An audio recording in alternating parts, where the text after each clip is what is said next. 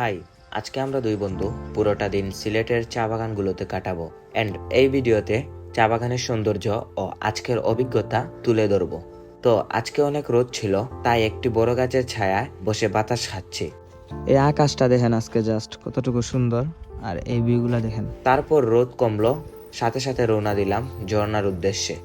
সঙ্গে সাইকেল, বাগানের সৌন্দর্য আর বাগানের সেই মেঠোপথ ধরে সামনে ঝর্ণার দিকে আগাতে লাগলাম।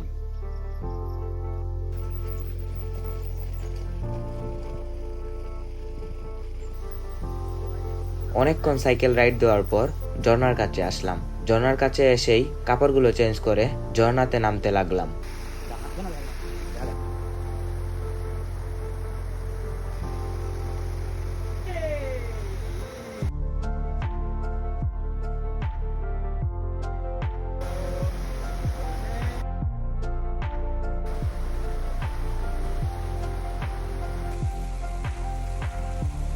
সেই ঝর্ণার পানিতে অনেকক্ষণ যাবত আমরা দুই বন্ধু একা একা গোসল করছিলাম। তারপর বাগানের অনেকগুলো ছেলে আসলো, তাদের সাথে অনেক মজা করে তাদের মতো করেই গোসল করতে লাগলাম। তাদের সাথে জিরি থেকে ছোট ছোট মাছ ধরতে লাগলাম, যার অভিজ্ঞতা অন্য লেভেলে। এই চিংড়ি মাছগুলা ধরলাম, দেখেন এই যে দেখা যাইতাছে মেবি চিংড়ি মাছগুলা, তারা স্পষ্ট দেখায়। এই যে চিংড়ি মাছগুলা দেখা যাইতাছে, চিংড়ি মাছগুলা ধরলাম এই ঝিরি দেখে। তারপর ওরা অন্যদিকে খেলছিল এন্ড আমি এখানে বসে তাদের খেলা উপভোগ করছিলাম। আর আজকের আকাশটাও দেখতে পাচ্ছেন অনেক সুন্দর ছিল। অনেকক্ষণ যাবত ঝর্ণার পানিতে গোসল করলাম। তো এখন গোসল থেকে উঠার পর ভিজা কাপড়গুলো চেঞ্জ করে নিলাম। আমার বোতলের পানি শেষ হয়ে গেছিল, তাই পানি আনতে গেলাম বাগানের ভিতরে একটি অলৌকিক জায়গা থেকে। এখন এই জিরি পথটাই অতিক্রম করা লাগবে।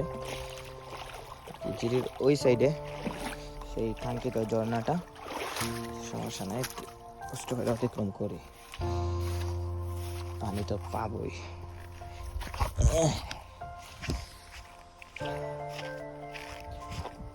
জানি এখানে যে থাকার কথা সেই ঝর্ণাটা, বাট এই যে গেগরা আছে, গেগরাগুলা দেখা দেখা পাড়া দিতে হইব।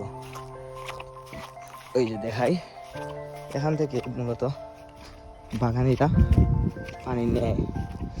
এই যে দেখাই আপনাদের, দেখেন এখানে নিচ থেকে অটো পানি উঠতেছে, আর এই জায়গার পানি সব বাগানিরা খেয়ে থাকে। আমিও এখান থেকে আমার বোতলটিকে ভরে নিলাম। সুন্দর কইরা। আরে অনেক ঠান্ডা তো,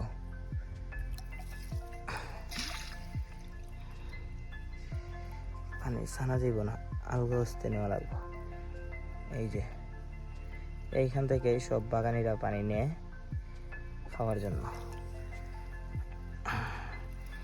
এই যে নিলাম পানি, এটা ঝর্ণা, অস্বাভাবিকভাবে নিচ থেকে পানি উঠতেছে। আল্লাহর সৃষ্টিগুলা যে কি অস্বাভাবিক অস্বাভাবিক, সেইগুলা এক্সপ্লোরের মাধ্যমে অনেক কিছু দেখতেছি, শিখতেছি। পানি আনলাম সেই ঝর্ণা থেকে, এখন আবার ওই ঘরে যাব। তারপর নামাজ শেষে আবার পানি শেষ হয়ে যাওয়ায় বাগানের মাঝখানে একটি টিউবওয়েল থেকে আমার বোতলটা আবার ভরে নিলাম।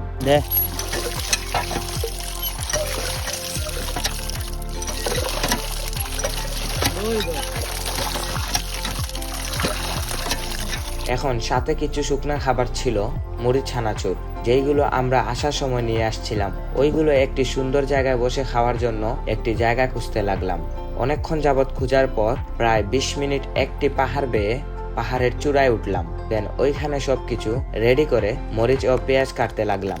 পাহাড়টা অনেক নীরব ছিল, চারিদিকে কিচিরমিচির পাখির আওয়াজ আর বাতাসটা অনেক মনোমুগ্ধকর ছিল।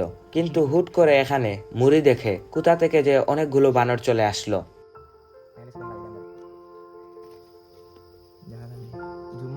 দেখেন গাইজ, বানর, ওই যে দেখেন, আরেকটু জুম দিলে দেখা যাব, এই যে স্পষ্ট বানর, ওই যে দেখেন, সেটা একবার বইরা গেছে, ওই যে এই বানরগুলো আমাদের অনেক জ্বালাচ্ছিল, তাই আর রিস্ক না নিয়ে সবকিছু প্যাক করে একটি সেফ জায়গার সন্ধান করতে লাগলাম। এই যে দেখেন গাইজ, এই বানরগুলার যন্ত্রণায় আর খাওয়া হইল না এনে।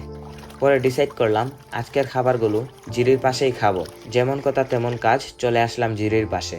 এই জিরির পাশে ছোট ছোট যুগ আমাদের আর এখানে বসতে দিচ্ছিল না, তাই আর কি করার। তারপর 20 মিনিটের মতো সাইকেল চালিয়ে খোলামেলা জায়গায় বসে পেঁয়াজ মরিচগুলো ভালো করে কেটে নিলাম। ওইখানেই ভালো করে মুড়ি মাখিয়ে খেতে লাগলাম।